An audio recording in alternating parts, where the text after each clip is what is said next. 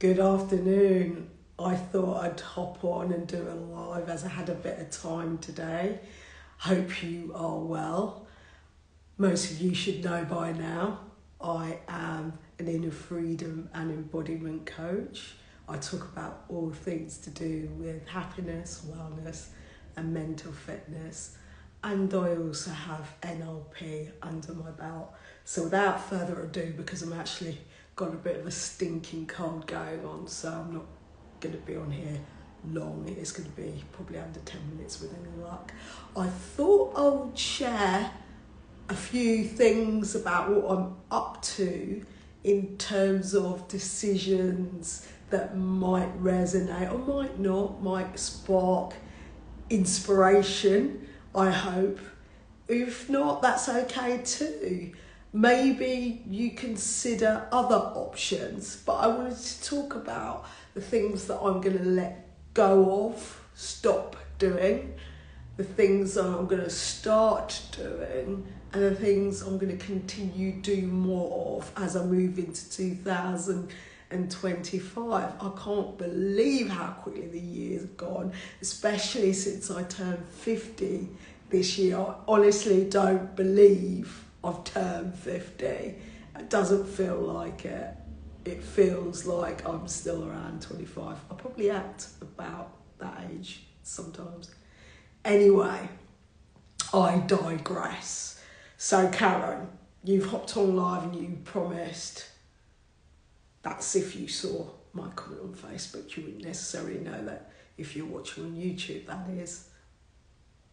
3 things I'm going to stop doing. There's plenty of things, but I thought I'd share the real needle moving stuff, ideas that has made a significant difference to where I'm at now. As you know, life is not without challenge. It's to be expected. However, if you learn to build resilience, you learn to take care of yourself, your well-being, your wellness, self-care, the wholeness, which is the emotional, physical, spiritual, mental. I've also added financial. It's incredibly important because unless you have stability, you will find symptoms to support that something's out of balance. And that's where you can have a conversation with me about wellness plans as a starting point, which is very affordable form of investment to move yourself forward. But in sharing these 3 things, you might see for yourself some things to think about that might encourage you along the lines of, Karen, I don't know where to start. There's a lot going on. There's a lot of things I'm not happy with or is making me unhappy. It's causing me stress, overwhelm, anxiety, perhaps even depression. That might be true. And we don't necessarily understand. Sorry, the camera's not quite straight, is it? There you go. We may not necessarily be present to or aware of the impact of some invisible stuff causing perhaps anger, resentment, sadness, grief, disappointment. I use those words because I know through my own discoveries what was true for me. The stuff I needed to work on was actually invisible. I was busy looking at things outside of me to a degree in victimhood. But when I took accountability and responsibility for my life, 100%, I was able to recognise the areas where I was contributing, playing my part in chaos, dysfunction. Some don't like the word, but I will say it, toxicity, because the thing about toxicity is it does have a means of I would say impacting areas of your life that's going well and you're not necessarily recognise it, so something does need to be done about it, and dramatically, so I'm trying to put it in context. Hopefully that helps. So I've mentioned all these things, like these feelings you might be having as an indicator, because any feelings you have is data, emotions, not necessarily to be invalidated by yourself or others. They all have some information for you. What you decide to do from that place is the difference, the kicker. So it's really important to validate whatever you're feeling, whatever emotions are coming up, and treat it as a data exercise in which you can move forward in action or inaction, or maybe it's something room for pause, room for reflection, room for introspection. So if anything is resonating, I'm hoping it is take what you need, let go of the rest. There was a term I came across, I've forgotten it, let it fly. I'll say it for another live when I remember it. But basically, just take what resonates rather than challenge it. Just ask yourself, if you're resisting it, why are you resisting it? If you feel some type of way, that's information too, something for you to look at. I invite you to. So I'm going on again. I've got my notes, but I've got a short notes. The 3 things that I decided some time ago to stop that moved the needle in my own life. This is to stop focusing on what was going wrong, stop focusing on the things that were undesirable, the things that were unwanted. Why, Karen? Because I spent so much of my life on the other end of this is going wrong, this is not right, and not recognising worrying has a lot to do with that. We're hardwired for negative, and it's like Teflon for the positive. Why is that useful to know? Why is it important? We need to be conscious of our thinking patterns, and that also leads into when we have experiences, events, situations, how we approach it is very telling.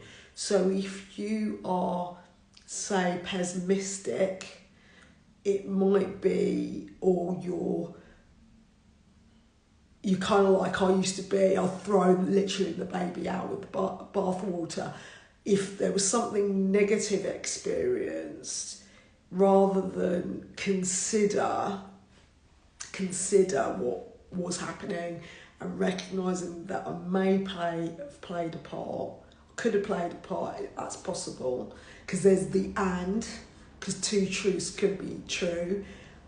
It was a good experience, there was something within it that wasn't to my favour, but not to throw the baby out with the bath water. Really just get down into why that could be. Am I over focusing on what gone wrong and not what gone right? I know this was true for me with when I had a number of experiences leading before I moved to Scotland, and it was very telling on my thinking patterns and also the way I approached disappointment, to help me to recognise that I was playing a part in my own suffering, my own disappointment, my own anger, my own resentment. So when I realised, okay, actually a lot of things were going right, I was able to move from London, I was able to change jobs, I was able to move to a beautiful home, which I absolutely love. I was able to create new things in my life that I didn't have the capacity or the bandwidth to do before, because I made dramatic lifestyle changes, which wasn't possible for me in London. That was when I started to recognise, there is a lot of truth to be,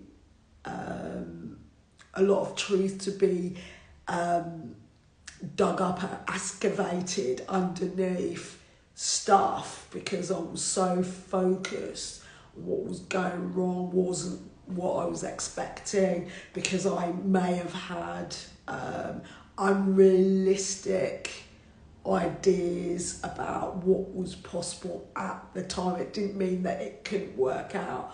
I wasn't necessarily understanding about timelines, what was possible.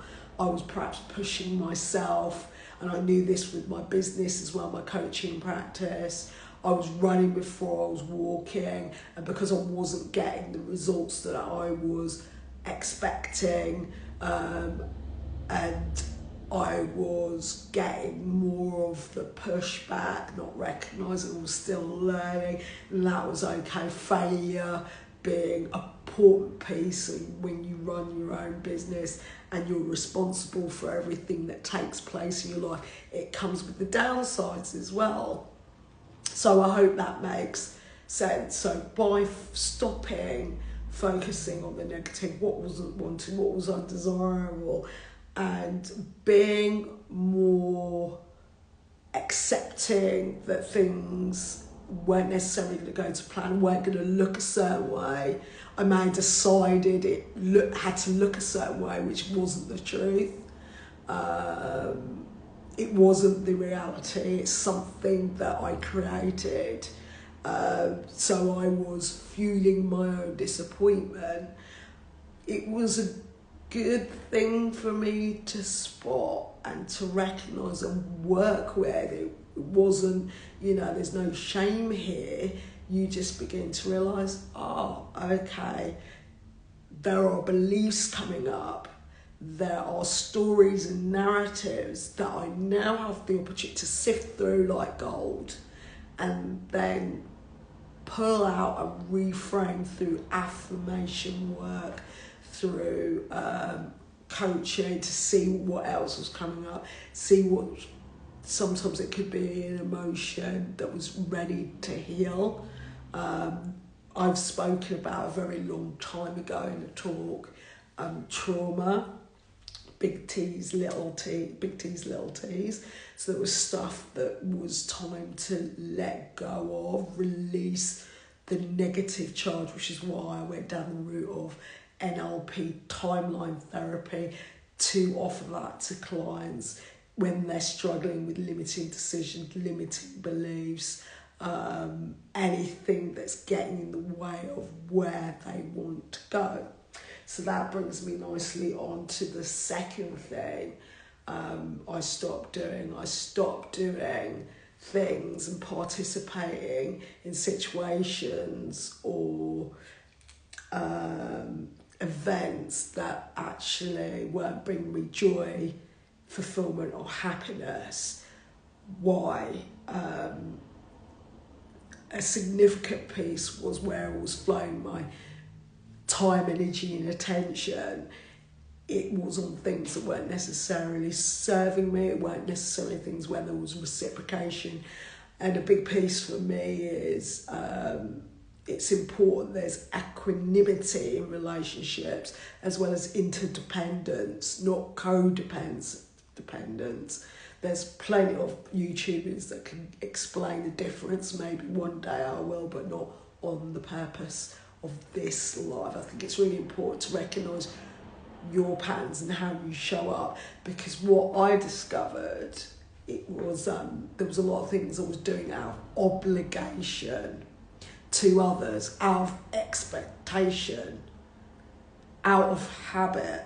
And when I recognised my patterns of behaviour, the ways I was showing up, and also my part in how things, going back to my first, how things weren't really how I wanted, and also I wasn't paying attention to my own needs, my self-care, my wellness, my wholeness, and honouring that instead of abandoning myself to please or to a degree manipulate others. I say that because this is an interesting thing I will talk about, how we all are capable of manipulative behaviours. The degree at which is an interesting barometer to test for yourself. But for me, I wasn't willing to be inauthentic in doing things that I was no longer interested, that didn't work for me, because believe it or not, you are allowed to change your mind, and I have changed my mind about a lot of things, and this including people, including some experiences which I've since let go of, because in the past there's nothing you can do. All there is presence, the here and now. So I hope that what you're getting from what I'm sharing is you're not a tree, you're not rooted. It is okay to stop doing things. It's okay to let people down. Of course, this needs to be done in context. It needs to be done with grace. There might be times and spaces where that doesn't happen for you. I get that. This isn't a tool for how you deal with those moments or techniques, strategies or processes. That's not what this life's about. This is merely to offer, are you operating in a way that actually, you're doing things out of guilt, you're doing things that maybe out of shame, maybe it's on yourself, or you're being shamed into doing it, because I know that's been true of me, and that I do not allow. I do not participate. It's certainly with individuals that perpetuate that to make me feel obliged. I'm sure, I know it's true of some of my clients, make them obliged, when actually it's not their responsibility. You have a responsibility to yourself. You're accountable for your decisions, your behaviours, your actions, your habits, your thinking, your thoughts, your beliefs. Those are all the things within your control. And that nicely moves me on to the last, because again, you'll see me jumping off the screen, but I had so many stops. I wanted, because I know I'll get an inspiration and I'll jump onto something else. But the last thing is more of a mindful based practice, and this is where I learn to take my time, stop with the busyness. That meant slowing down, it meant less appointments in my diary, because there was a belief operating somewhere in me that I thought it was a flex being able to do all these things. Sorry for the slurp there. I thought it was a flex being really busy. I thought it was a flex being here, there and everywhere. And actually there was a certain point in time when I realised I was wearing myself out. No wonder people were tired watching my antics. But it stopped being funny when the impact was that actually I wasn't getting what I desired. I wasn't achieving what I thought I would. I mean, that led to other realisations, other sort of where I was misaligned. I wasn't in line with my integrity, what was important to me, what I valued in myself, what I valued in other people, and I took steps to correct so that I moved in line with integrity so I could be more authentic. So like I said in the second point, when you start honouring yourself in a way that feels good, and you're also aligned with the things that are important and meaningful for you, and you're not focusing and wasting your time, energy and attention, and more important, your resources, where it's not giving you benefit, you're not getting experience of reciprocation, you're not experiencing equanimity, you can often find yourself drained to the degree where you're not supporting your own happiness, you're not supporting your fulfillment, you're not supporting your joy. So when I realised I was doing too much, and in some cases too much from the wrong people, and that also didn't deserve it, that's when, for me, that was a game changer, because outcome I'll give you is I've gone from reading a couple of books, I've read significant, I'm nearly on 30 books, and nearly 30 books this year, and I'm still not including everything, because I'm always reading all the time, I'm always researching. This is how I'm able to provide content. I like to think that there's been some shifts in what I'm sharing as I learn more.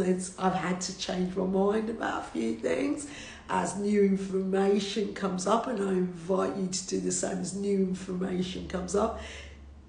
Recognise you're not a tree, you're not rooted, you can move, you can be still and really consider and challenge what you believe is true, even your own thinking, and to make a informed decision based on knowledge, wisdom, activating the executive function, as most would say, in the front brain instead of reacting from the back.